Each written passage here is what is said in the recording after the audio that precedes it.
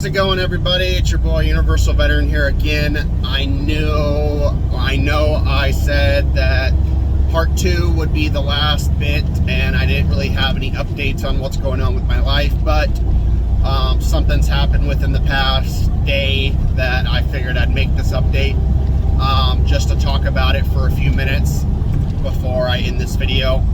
So let me backtrack and get you some context of what I'm about to tell you and give you a little bit of a backstory on what my situation is and everything leading up to it. So ever since Sonia left last April 2022, I had to go back to the court system to get full custody of Ander, which I did. I went to the courts and got full custody. I now am pretty much the sole parent of Ander, and because of that, I haven't had anybody else to watch Ander besides my mom. Well, my mom works night shift at the bar here in our town as a manager, so certain days of the week she may be bartending until 2 in the morning. So because since I've been working at Ruan, I've had to work night shifts as well. So typically how a work week would go, let's say I had to work tonight, I would get home around, let's say 10 or 11 in the morning. I would watch Ander until 3 or 4 in the afternoon, and then my mom would come and pick him up while I went to sleep to go to work the next night. The problem with that is she also works night shift as well some days, so after 6 o'clock at night she would have to work until 2 a.m. and she would have to find somebody to watch Ander or take the night off of work, which shouldn't be her responsibility as the grandmother, and it's put a lot of stress on her ability to make an income and have free time necessary for her to do things by herself. And since, like I said, she's the grandmother, not the mother, it shouldn't be her responsibility to have to watch Ander all the time.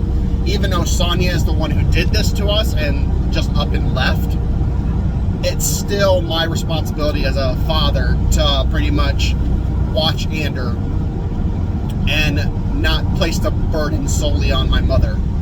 So since Sonia left back in April, this has been the juggling act that we've been doing every day, every week for the past year. And it came to a point to where my mom just can't do it anymore. So I had to make the decision. Actually, I first started out by changing my schedule to working Tuesday through Saturday, just so she was able to watch him during the work week, and hopefully that would help. Unfortunately, it hasn't worked out, and it's still too much of a burden on her. So for the past week or so, I have been looking around to find a new company to work for. I won't say which one because, yeah, I'm not going to do that yet. Maybe after a few months when I start working, I'll make an update and talk about it. But I found a company that I can start working at. I just put in my 2-week notice yesterday. I talked to my boss and I start orientation for this new job. I got to drive down to Chicago for a day on like the 21st of May. I got to drive down there and then have my orientation Monday morning, and then mid-afternoon drive back home. And if I make it home in time, I could probably start working Tuesday on the 23rd.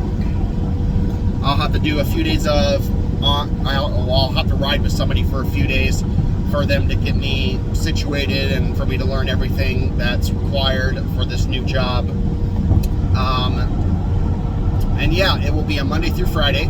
I will start every morning at 7 a.m. So I'm going to have to get Ander in a routine of waking up super early in the morning, probably around 5 in the morning or so every day, which he may not like, but unfortunately this is what's just going to have to happen, right? I'm going to have to get him into that routine.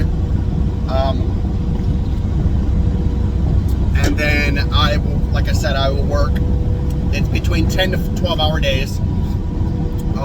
It's no touch, 60% drop and hook, 40% live unload.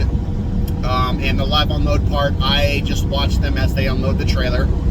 I don't do or touch the freight in any way, shape, or form. I'm not entirely sure how the routes look, but what they said is... The census hold and up. still part in